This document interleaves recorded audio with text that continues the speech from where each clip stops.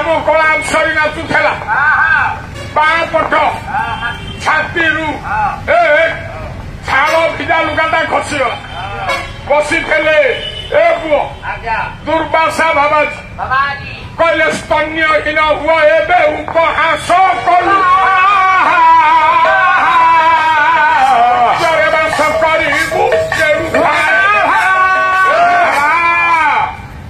ଦୁର୍ବାସା କହିଲେ ଏଡେ ବଡ ଦେବସଭା ନଗ୍ନ ମାତୃ ଚିହ୍ନ ନଗ୍ନ ମାତୃ ଚିହ୍ନ ଦେଖେଇଲୁ ଛିଡ଼ି ପଡୁ କାମ କଳା ଶରୀର ଡାହାଣ ବକ୍ଷ ମାତୃ ଚିହ୍ନ ଛିଡ଼ି ପଡିଲା ପାଦ ବଳେ କାନ୍ଦିଲା ପଡି କ୍ଷମା ଦିଅ ତାହେଲେ ଯୋଉଦିନ ତୋ ବକ୍ଷରୁ ସୃଷ୍ଟି ହବ ଗୋଟାଏ ବାଟୁଳି ତୋର ଯୋଉ ସ୍ତନ୍ୟଚ୍ୟୁତ ହେଲା ସେ ଗୋଟେ ବାଟୁଳି ହବ ଆଉ ବଜରଙ୍ଗ ବାଲି ହନୁମାନ ଆକାଶ ମାର୍ଗରେ ଆସିଲା ବେଳେ ସେଇ ବାଟୁଳି ବାଜିଲେ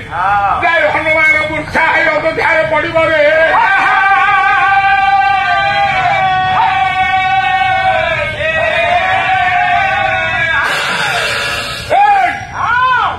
ଭରତ ବାଟୁଳି ହେଲା କିଏ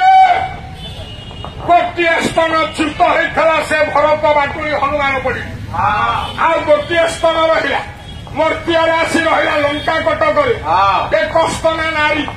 ଜଣେ ଛୁଆ ଜନ୍ମ କଲେ କ୍ଷୀର ହୁଏ ଛୁଆ ନାରୀ ଲକ୍ଷ୍ମଣଙ୍କ ଶକ୍ତି ଘାତ ତା କ୍ଷୀର ସଞ୍ଜୀବନୀ କରଣୀ ସନ୍ଧାନୀ କରଣୀ ଅମୃତ କରଣୀ ବିଶଲ୍ୟ କରଣୀ ମୂଳ ବାଲ୍ମୀକି ରାମାୟଣ ଚାରି କରଣୀ ଏକ ସ୍ତନ ନାରୀ ଛୁଆ ନାହିଁ ବାହାରିଲା କ୍ଷୀର